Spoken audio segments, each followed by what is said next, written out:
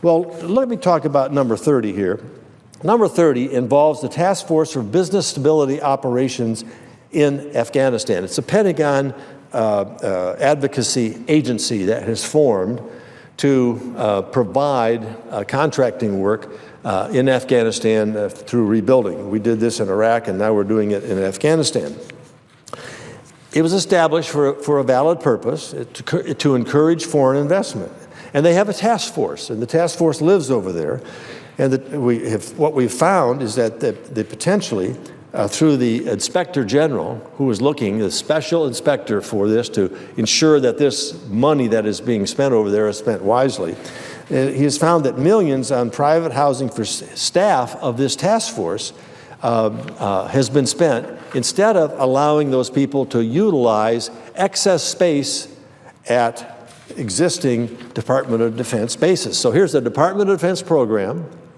Department of Defense has housing and provisions and for food and shelter and so forth, and they have excess capacity because we've drawn down troops. But instead of putting those people in this area where they can occupy unoccupied space, where they can get food through the DOD process, a much cheaper process, they've put them in specially furnished, privately owned villas and spent $150 million doing it. So they've also hired contractors to provide, because they're separate now from the DOD base, the Department of Defense base, they have to have private security. They have to have food services provided to them. They have to have bodyguards for staff and visitors. And so they have to have on-site laundry service, food and drink services, private transportation, cultural advisors, and housekeeping services.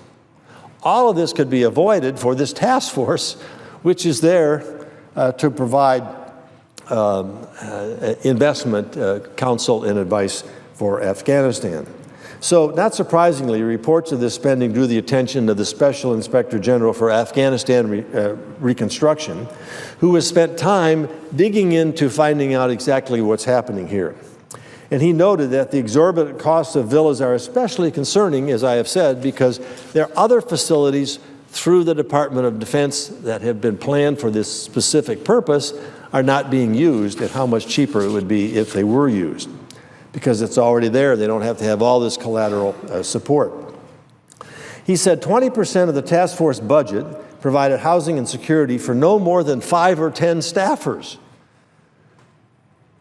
Former task force employees told investigators the Inspector General estimates that housing a staff of 10 at the U.S. Embassy in 2014 in Kabul would have cost $1.8 million and a little or nothing if they had bunked with troops at a military base.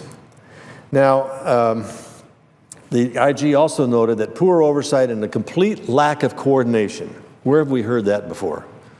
Where have we heard about federal programs with a complete lack of coordination with other programs to see if there's duplication, like the Social Security disability and the unemployment insurance as an example? That has not been provided, he said.